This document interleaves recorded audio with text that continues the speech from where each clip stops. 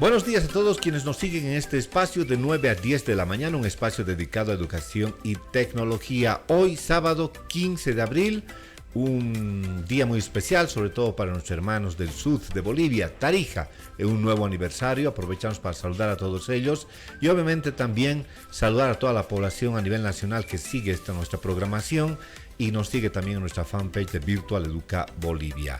Vamos a empezar de manera muy breve una invitación que nos va a realizar Mario Chuquimia. Él es también de la comunidad de Más y Mejor Internet y obviamente también de la comunidad de Software Libre. Mario, buen día. ¿De qué se trata la actividad que vas a dar el día de hoy a partir de las 10 de la mañana? Buen día. Buenos días, Weimar. Saludar a todos los oyentes de Virtual Educa. Aprovechar estos breves minutos primero para felicitarte sobre esa labor que haces de promoción a la tecnología en Sucre y en todo Bolivia. Es uno de los pocos programas especializados en esta temática. El día de hoy a las 10 de la mañana por el canal de YouTube de MR Durán CH, que lo administro yo, vamos a dar una conferencia virtual sobre introducción al uso de la inteligencia artificial. Todos están hablando de qué es la inteligencia artificial, de qué va a pasar con la sociedad, qué está cambiando, dos cuestiones, y algunas personas están cobrando por acceder a este conocimiento. Esta conferencia va a ser gratuita, es para personas que no tienen los conocimientos sobre esta utilización de aplicaciones de inteligencia artificial, y de manera didáctica les vamos a explicar cómo utilizar la inteligencia artificial, qué tipo de aplicaciones pueden utilizar, las aplicaciones gratuitas, y se les va a explicar cómo deben hacer las consultas a la inteligencia artificial. Eso, Weimar, va a ser a las 10 de la mañana por el canal ya citado. Muy bien, Mario. Bueno, de hecho, nosotros también vamos a compartir en nuestra fanpage toda tu actividad que vas a desarrollarla, a fin de llegar a una mayor cantidad de gente también que está muy interesada en el tema de la inteligencia artificial. Un abrazo, Mario. Será hasta una próxima oportunidad. Hasta otra ocasión. Y bueno, reitero, ¿no? El mundo está cambiando y todos los bolivianos nos tenemos que preparar para esos cambios. Y uno de ellos es aprender a utilizar la inteligencia artificial. Hasta otra ocasión, baby. Reiteramos tu canal, por favor. Buscan MR Durán CH, ¿no? Y va a estar ahí. De todos modos, está ya un grupo de más o menos de 600 inscritos. Lo vamos a compartir también después la grabación a todos quienes quieran en otro tiempo, cuando tengan un poco más de oportunidad, para que lo vuelvan a ver la conferencia. Muy bien. Gracias, Mario. Un abrazo. Hasta otra ocasión, Weimar. Muy bien, nosotros continuamos con nuestra programación y vamos a hablar hoy, en esta jornada particular, vamos a hablar sobre temas que tienen que ver con educación y con tecnología. Estaremos también haciendo referencia, mientras logramos el contacto también con Giovanni Samanamut, quien en minutitos más, o si ya tenemos el contacto, podemos ingresar. Vamos a hablar acerca de este conflicto que aún se mantiene a nivel nacional, el tema del magisterio frente a las demandas que está exigiendo ante el gobierno nacional. No sin antes también anticiparles a que el gobierno, a través del Ministerio de Educación, ha logrado un acuerdo con la Confederación de Maestros Rurales. Con ellos, según las declaraciones públicas de su ejecutivo y del propio ministro de Educación, se va a suscribir el día lunes el convenio correspondiente de acuerdo para haber solucionado este conflicto con el sector del magisterio rural. Aún perdura o se mantiene el conflicto con el magisterio urbano, que al parecer estaría ya ingresando, ¿no es cierto?, con mayores medidas de presión.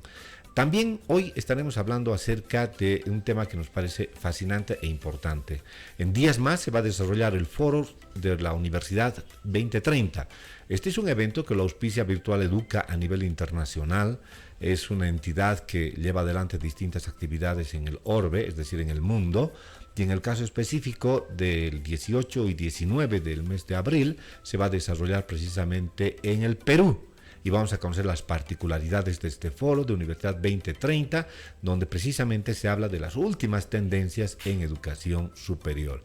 Si tenemos el contacto, por favor nos confirman y vamos a ingresar rápidamente a conversar precisamente Por favor, vamos a pedir que pueda encender tu cámara, Giovanni, para que de esta manera podamos, ¿no es cierto?, tener una mayor recepción y poder iniciar nuestra conversación.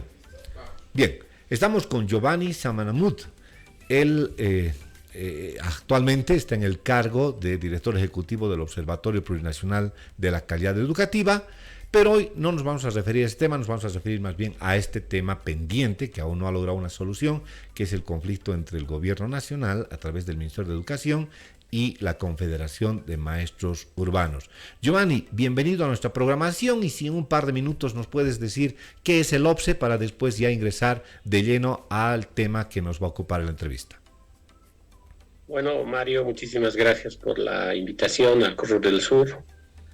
Bueno, el OPSE es el Observatorio Plurinacional de la Calidad Educativa, que antes estaba en el Ministerio de Educación y ahora está en el Ministerio de Planificación. Seguramente más adelante tendremos más novedades. Por el momento estamos en proceso de reorganización. Bien. A ver, el conflicto con el magisterio de pronto ha explotado como no se había visto ya hace algunos años atrás, pero esto se debe, desde el punto de vista de algunos maestros también, que en su momento parece que se habría perdido el control de la Dirección Nacional de los Maestros Urbanos, quienes en su momento se dice estaban de alguna manera, digamos, políticamente manejados por el Partido Comunista y hoy en día estarían manejados por un grupo de un movimiento independiente con cierta vinculación con el movimiento trotskista. A ver, empezaremos a describir, porque el conflicto tiene otro tipo de connotaciones y por eso habría que empezar describiendo qué es lo que está pasando en cuanto a el componente político de medio de la Dirección Nacional. ¿Cómo nos puedes describir esta primera parte, Giovanni? Bueno, en realidad lo que tú dices es cierto, o sea, durante mucho tiempo el Comité Central de la CTV ha tenido distintas configuraciones, digamos, ¿no? Una buena parte en algún momento eran no del gobierno, pero digamos eran favorables y había buen ambiente de debate y de discusión, o sea, eso hay que decirlo, o sea, no es que estaban controladas por el gobierno, sino que había una relación mucho más directa, ¿no? Por varias razones. Primero, porque muchos de la Central Obrera Boliviana orgánicamente también pertenecían al Pacto de Unidad, y en ese marco había una especie de alianza hegemónica en gran parte de las organizaciones sociales de Bolivia. Eso es cierto, pero no siempre se ha dado así.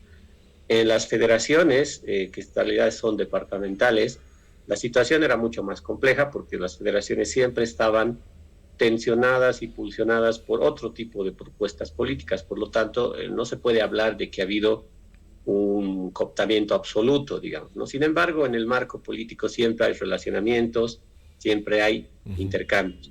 Sin embargo, esta nueva configuración de la CTV es un poco particular porque son independientes. Hay una enorme variedad de líneas ideológicas, políticas, incluyendo una que me parece que es bastante, digamos, compleja, que es la del Santa Cruz, que son los verdes, muchos de ellos que están ligados a intereses, digamos, mucho más radicales contrarios al gobierno, ¿no?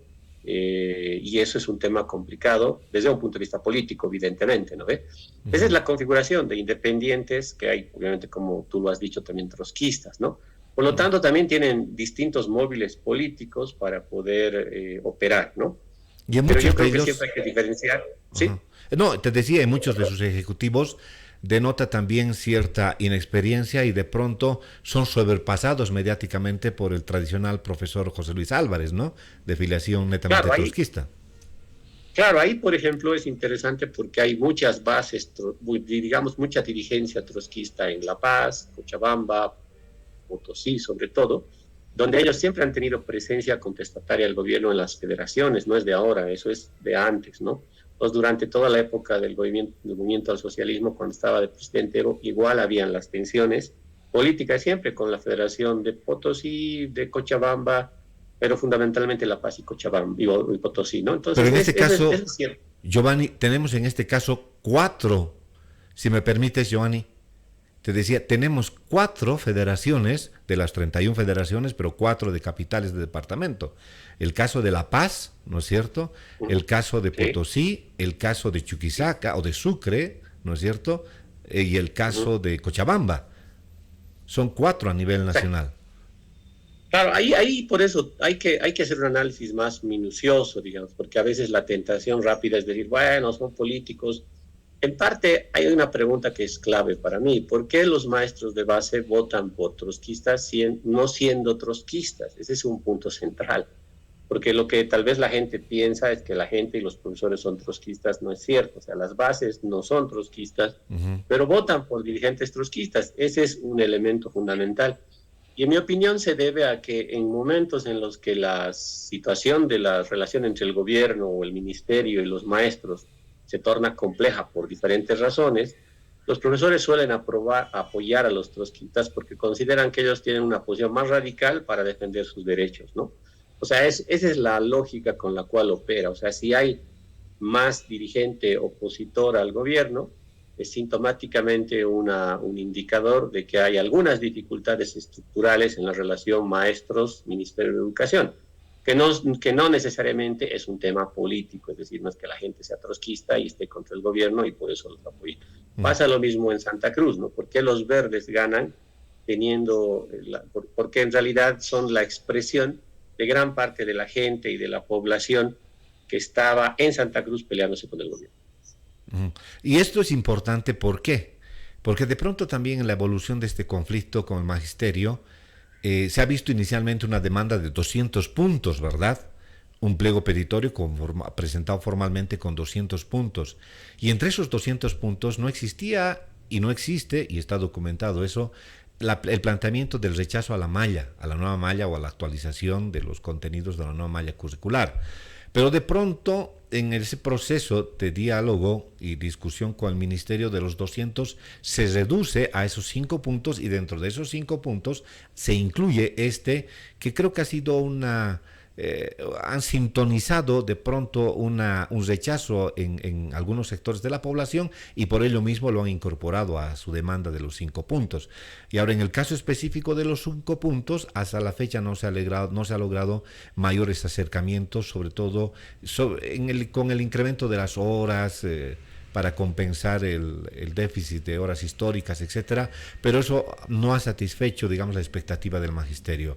Creo que ahí viene la importancia de cómo han jugado también a lo largo de estos 6 meses de conflicto, cómo ha ido evolucionando su demanda y su planteamiento del comité ejecutivo del magisterio urbano.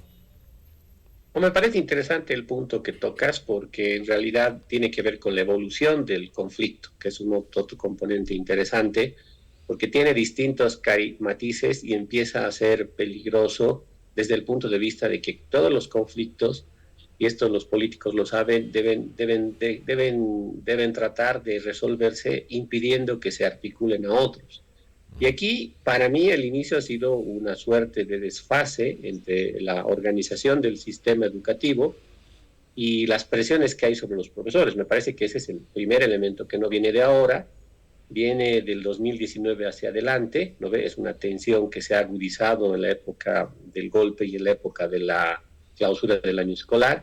Por ejemplo, un elemento simple, los ítems de nueva creación, 0 el 2020, y eso es grave porque Bolivia sigue creciendo, y no tener ni uno solo cuando se tenía en promedio entre 5.000 y 6.000 o 5.000 y 4.000 ítems cada año en promedio, y por lo tanto no tener nada, eso es un elemento, ¿no? Entonces eso crea determinadas cargas, ¿no?, sobre los maestros. Me parece que eso es un poquito, y la situación política compleja también que se ha tenido en Bolivia, en esas ciudades de Potosí y en Santa Cruz, ¿no?, y de repente también en Chuquisaca, explican eso. Ahora, el problema está que cuando eso crece, los intereses políticos con los cuales han iniciado los dirigentes, porque ellos son los que plantean eso, terminan poco a poco articulándose a otros, que es lo que vemos ahora, ¿no? Cuando lo escuchamos al representante de la CTV hablar de articularse a las luchas salarial y al tema de la gestora, ya estamos hablando de una situación políticamente plena, ¿no?, ya en un sentido de afronte político directo. Es decir, la Confederación se está convirtiendo en un organismo absolutamente político que quiere disputar el espacio político al gobierno. Y ese es un asunto muy diferente con el que se inició, con el que probablemente tal vez muchas bases de maestros no estén tan de acuerdo. Y ese es un elemento creo que hay que tomar en cuenta y también prever. Es decir, impedir que se articulen a otro tipo de movimientos, porque la política es así, ¿no? Está siempre en constante ebullición. En ningún momento uno puede estar tranquilo como político respecto a lo que está sucediendo en tu territorio o en tu país. Y eso es lo que me parece importante. O sea, ya ha rebasado el marco plenamente educativo. En un principio sí tenía su origen, pero ahora ya ha rebasado el plano meramente educativo y se ha convertido en un elemento político que trata de aglutinar toda la oposición contra el gobierno, y eso es un elemento peligroso que hay que tomarlo muy en cuenta. A nosotros nos parece fundamental, Giovanni, a nosotros nos parece fundamental el tener una lectura de fondo de lo que está aconteciendo, ¿no? Porque el tema educativo es un tema neurálgico, hay posiciones ideológicas como aquellos que abrazan todavía el materialismo histórico y pretenden a partir, niegan la posibilidad de la influencia positiva que puede tener la educación en la transformación de la sociedad, por ese su obcecado determinismo económico. Entonces la educación para ellos no les resulta muy trascendente, sino más que un espacio o una trinchera de lucha para, ¿no es cierto?, plantear sus posturas políticas. Entonces, hasta ahí nos parece fundamental dejar clara la situación. Ahora bien, Giovanni, también en este conflicto se ha advertido y han salido a la luz pública ciertas deficiencias que todavía no las hemos superado como país. Primero, el tema del presupuesto. Segundo, no son tareas que le conciernen únicamente al gobierno, obviamente, son tareas que les conciernen a los otros niveles, como es el nivel departamental, los niveles municipales. En el caso específico del nivel departamental, por ejemplo, tenemos gobernaciones que no le dan el apoyo necesario a los institutos tecnológicos que tienen una dependencia, ¿no es cierto?, del Ministerio de Educación, y lo están asfixiando económicamente. En el caso de Chuquisaca, por ejemplo, son más de 6 o 7 institutos que tienen un presupuesto anual de 20.000 bolivianos y que deberían constituirse en un espacio importante para luchar incluso el tema de la migración, pero no está ocurriendo aquello. En el caso de los municipios es un tema recurrente, la falta de atención a las infraestructuras educativas. En el caso de Sucre, por ejemplo, tenemos algo patético, Giovanni. Tenemos 2 unidades educativas construidas físicamente ya desde el año 2019, que felizmente se mantienen en buenas condiciones, pero que hasta el día de hoy no han sido usadas. Es decir, se han construido 2 infraestructuras en el municipio de Sucre el año 2019 y hasta el día de hoy, año 2023, no han sido usadas para nada. Ninguna unidad educativa está funcionando ahí.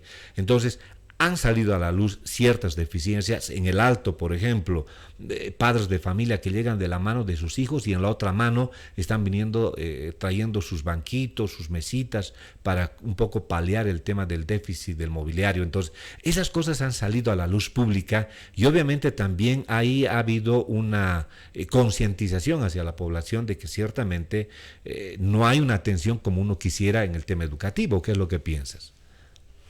Bueno, en realidad sí, yo también coincido contigo nuevamente, porque en realidad hay elementos estructurales que, bueno, algunos son más largos, otros menos largos, pero que sí han desembocado en este momento. Eso sí es cierto, ¿no?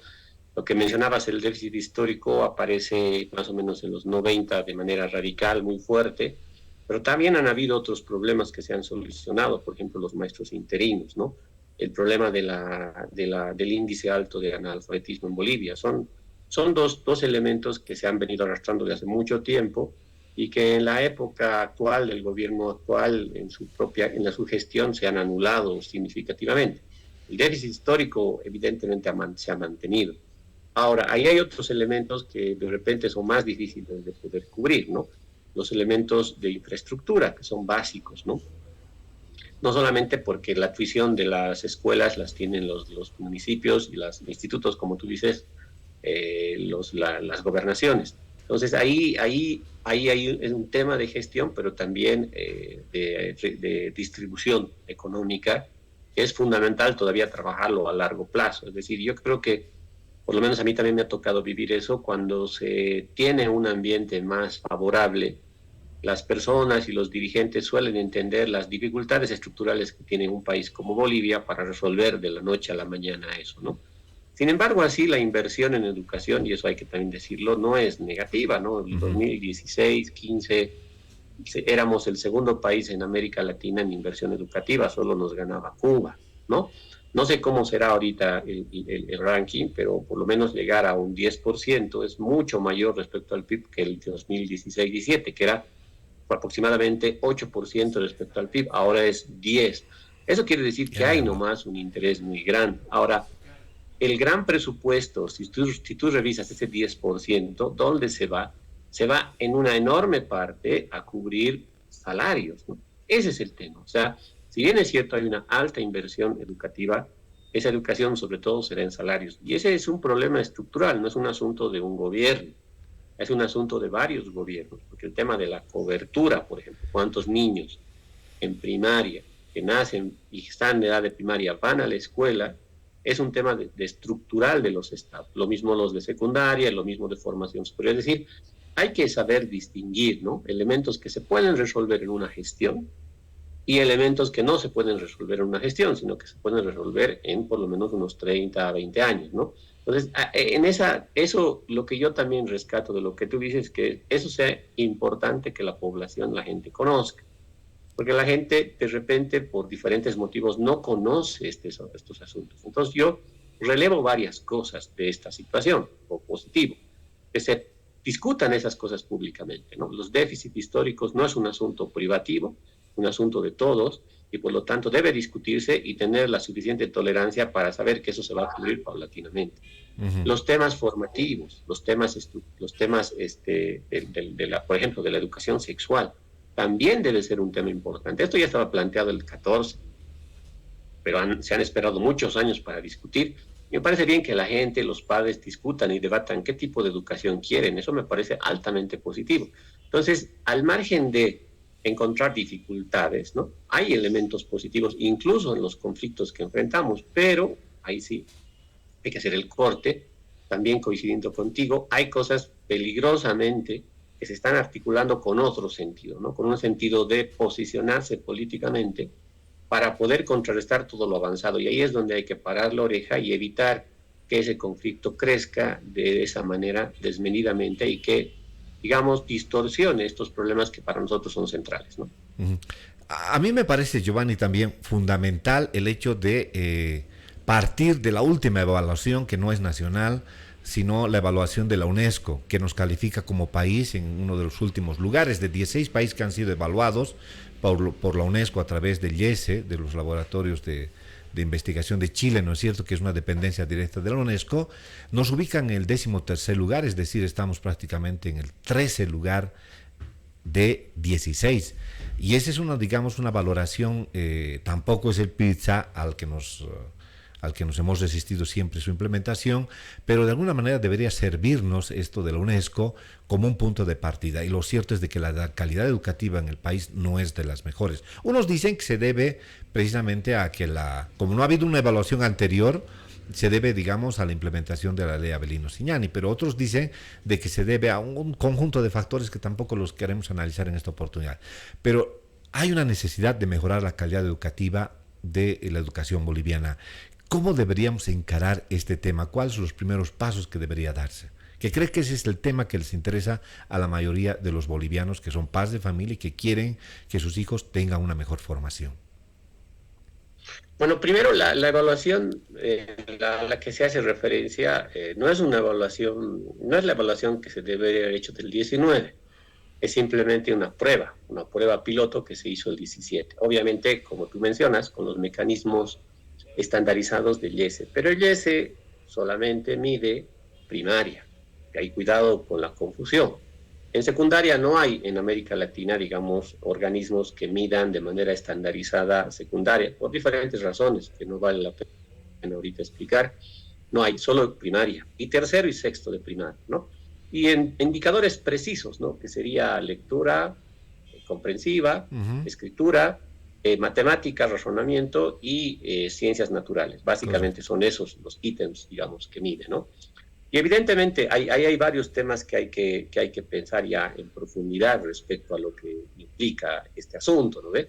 Porque yo creo que la prueba piloto que se hace el 17 y que lo hace público el señor Cárdenas el 20, porque ahí es donde se vuelve público, bueno, tampoco todo, ¿no? O sea, el IESE, como tú dices, por su parte publica los resultados de esta prueba piloto, El Cárdenas intenta hacerlo público, se hace solamente público el análisis curricular, pero creo que muestra varias cosas que hay que tenerlo muy en cuenta, ¿no? Si uno analiza el currículum boliviano en primaria, el que había el 14 y el que hay ahora vigente, hay nomás una influencia del IESE en su configuración, porque hay mayor énfasis en aspectos de lectura, escritura y sobre todo razonamiento matemático, que no los tenía el 2014, ¿no?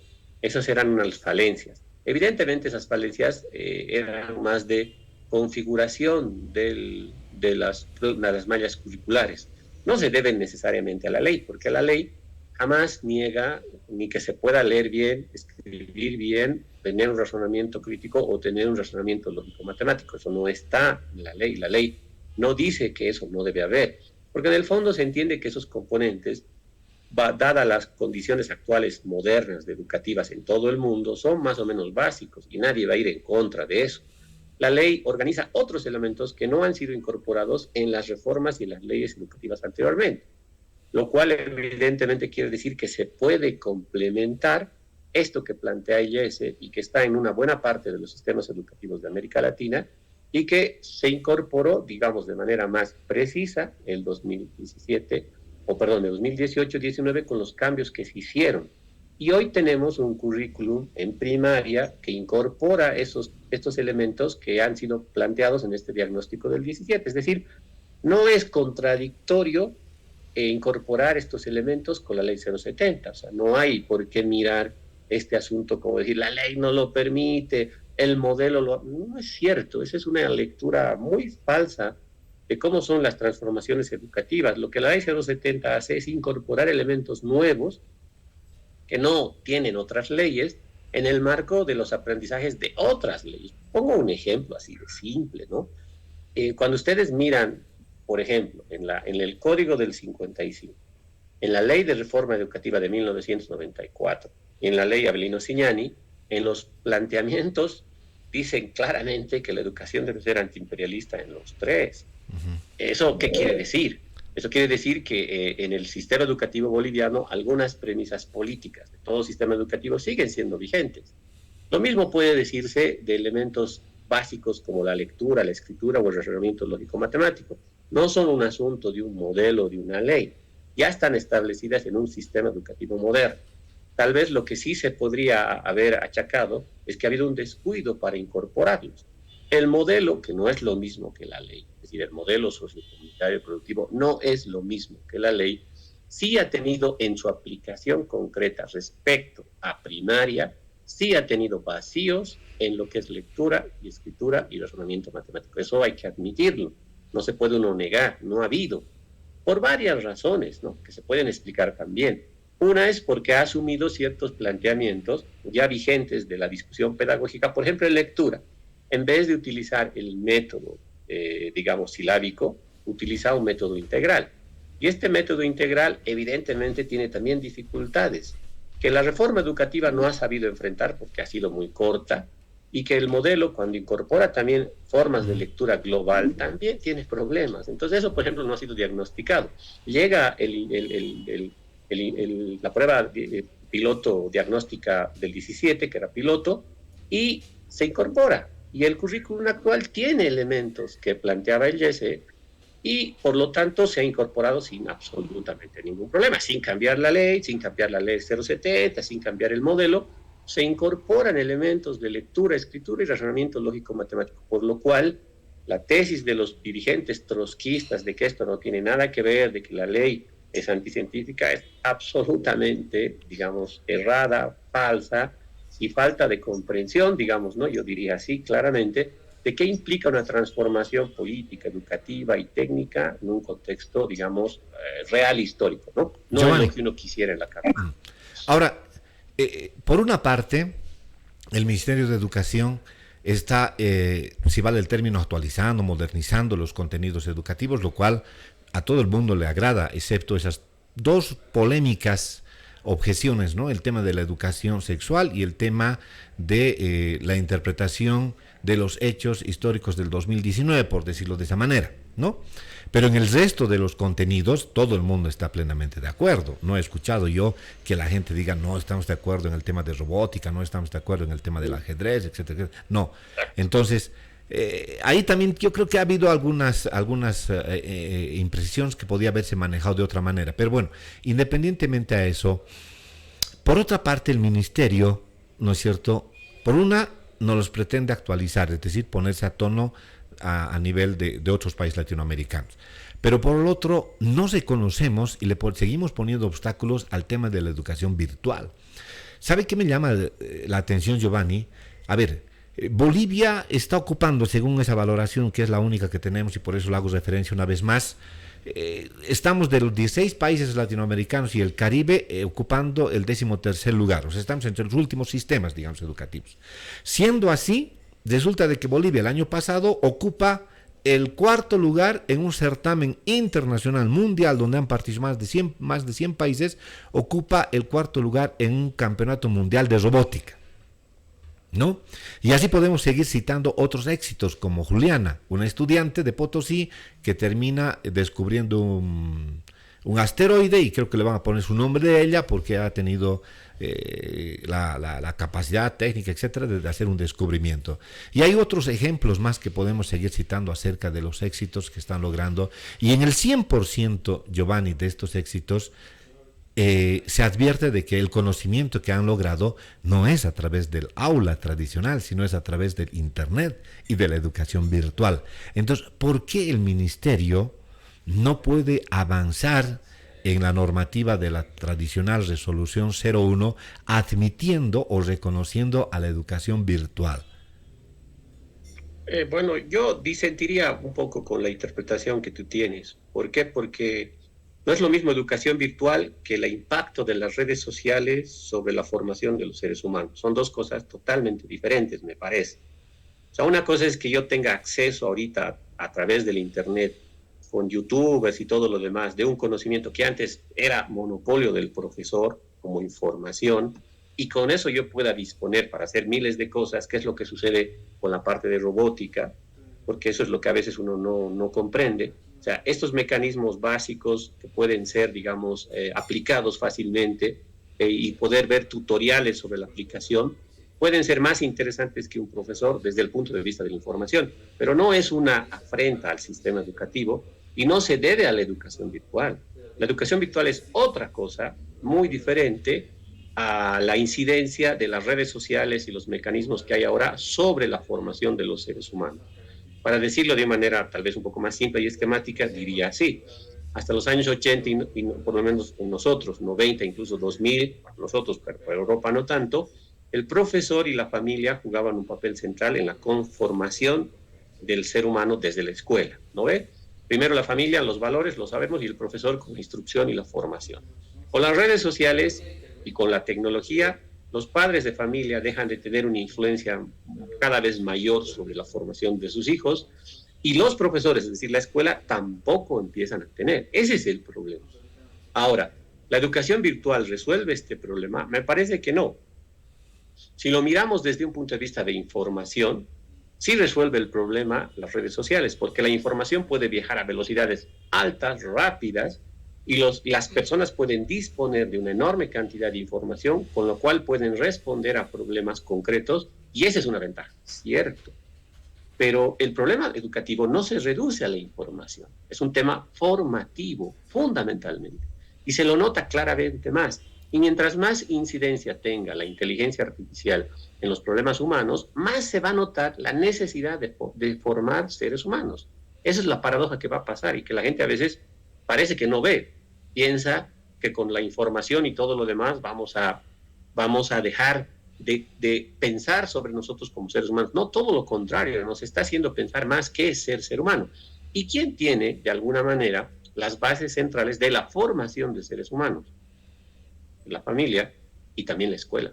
Por lo tanto, la formación educativa vista desde esta perspectiva, para mí no puede ser sustituida por la información, aunque la información genera una enorme ventaja. Eso es inevitable. Entonces, en ese marco, incluso hay estudios, ¿no?, que han mostrado las diferencias respecto a la educación virtual y la educación, presencial. Bueno, no voy a entrar en ese detalle, en esa discusión, pero yo creo que ese problema que tú has planteado no está suficientemente valorado ni evaluado, ¿no? Entonces, muchos de los que venden la educación virtual confunden un proceso formativo humano con un proceso de información. Si hablamos desde el punto de vista informativo, y es inevitable la ventaja central que tiene la información, la virtualización para los seres humanos. Incluso un liberal podría decir, este es un indicador de democratización. Claro, en parte sí, porque antes el profesor tenía el libro de texto y hoy un libro de texto ya no sirve. ¿Por qué? Porque en realidad es la red social y uno puede encontrar una enorme cantidad. Hoy se sabe que los estudiantes pueden tranquilamente pescar si su profesor ha sacado cosas del internet o no, y le pueden decir de qué página y de qué lugar lo han sacado.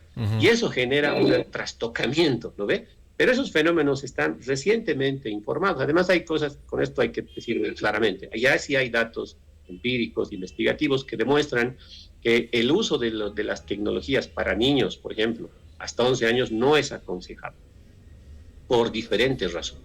O sea, estamos recién entrando a ese debate en Bolivia. Y otra cosa más que yo agregaría es la cobertura. O sea, si tú planteas una educación virtual en un país donde hay enormes niveles de cobertura rural-urbano, solo por poner un ejemplo, creas más desigualdad de la que supuestamente tú crees ayudar a no hacer. Y ese es el problema del acceso a la tecnología.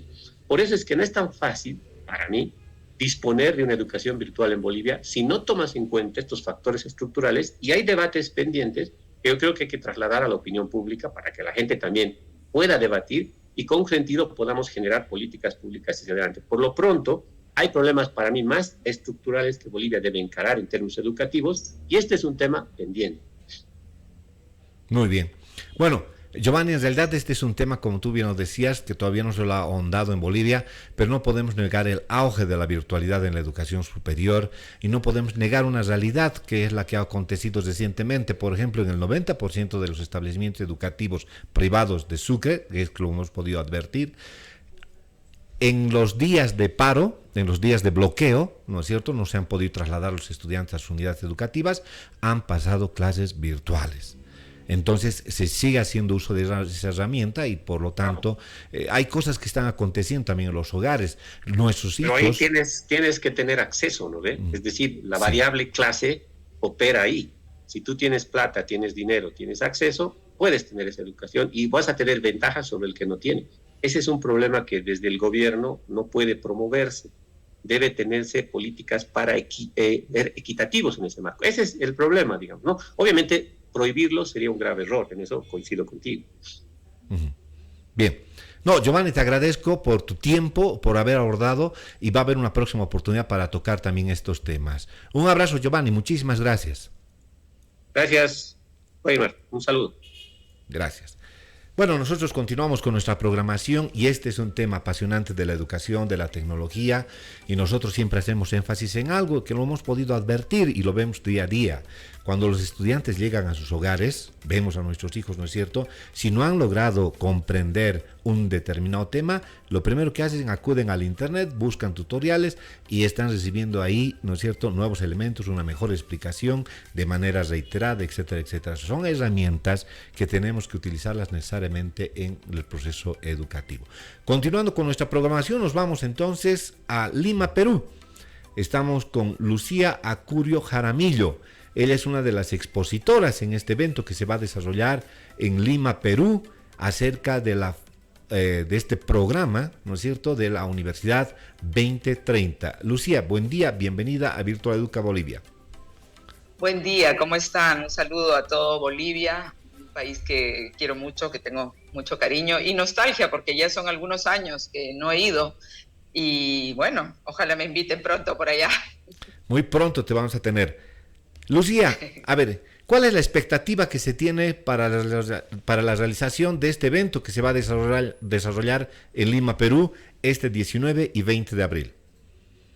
Mira, es una expectativa muy grande porque además de todo lo que viene ocurriendo en estos últimos años, a partir de la pandemia sobre todo con mayor énfasis, pero también una corriente, una tendencia que ya se venía, ¿no? Venir desde lo que ha sucedido con las transformaciones exponenciales, ¿no? Este concepto de transformaciones, de tecnologías exponenciales y educación exponencial que hace que realmente se empiece a replantear un poco el sentido de tener carreras largas de educación superior de larga duración respecto a lo que son esas carreras cortas que sí te insertan en los nuevos trabajos de la era digital de manera mucho más ágil, ¿no? Sin desmerecer, por supuesto, lo que significa tener un título universitario, pero ¿cómo es ese título universitario? Pues hoy día hay toda esa gran interrogante, y después de la pandemia, pretender traer a estudiantes a la universidad, al espacio educativo universitario, para que simplemente un docente puede ser lo más experimentado en los temas, pero que buena parte de su oferta, de su propuesta pedagógica, didáctica, sea de dictado de clase, de un conocimiento que el estudiante puede acceder a él desde otros medios, de otras fuentes, y encima ahora con lo del famoso chat GPT que nos tiene a todos nerviosos, preocupados, pero también, ¿por qué no?, ilusionados sobre estos nuevos retos que significan pensar en una educación para el 2030, para que los estudiantes realmente sí culminen una carrera universitaria de manera exitosa. Todo esto, sobre todos estos temas, es que se va a hablar en esta versión de Virtual Educa de la Universidad del 2030, y creo que hay una serie de actividades, de temáticas, de paneles, de exposiciones que vale la pena no perderse, ¿no?, de ninguna manera. Así que todos invitados a participar. Fortalecimiento digital para la educación, tendencias, estrategias y soluciones innovadoras. Estos son los temas que se van a tocar precisamente en este evento internacional que está denominado como Foro Universidad 2030, que en realidad es un programa, ¿no es cierto?, que se viene desarrollando a nivel internacional. Entre los temas de manera más específica que se van a tocar está precisamente aprendiendo a convivir y progresar, el modelo mental ciberhumano. Estos son los temas y las últimas tendencias que se están discutiendo en el ámbito internacional. Tecnología e inteligencia artificial, la aplicación de incubadoras para potenciar la inclusión laboral efectiva. Otro, educación superior en la era digital, casos de éxito en la integración y habilidades digitales de la experiencia educativa. Otros tantísimos temas, desafíos de la inteligencia artificial para la educación superior, las experiencias inteligentes, el siguiente paso para la comunidad educativa, la academia al mercado, casos de éxito de las startups peruanas, que hay temas también específicos, el ecosistema digital, etcétera, etcétera. ¿Tú con qué tema vas a participar específicamente como expositora, Lucía? Mira, el tema de todo aquello que hoy día desde el sector corporativo se viene desarrollando, construyendo, ideando y logrando realmente impactar, porque es así, o sea, ya tenemos toda esta evidencia de impacto, de soluciones, ¿no?, que pueden ser desde plataformas inteligentes, sistemas de gamificación, recursos con sistemas a nivel de laboratorios, ¿no?, que simulan todos estos procesos inteligentes para aprender, para desarrollar y para impactar en los distintos campos de la industria 4.0. No estamos hablando solamente de el mundo de la ciencia de la computación, con el pensamiento computacional, con la programación, con la robótica simulada. Estamos hablando de distintos campos, desde la propia medicina, con la fabricación 3D de órganos vitales que pueden transformar vidas, pueden salvar vidas, etcétera, etcétera. En el campo, bueno, automotriz, ni se diga, el auto inteligente, el auto electrónico, y en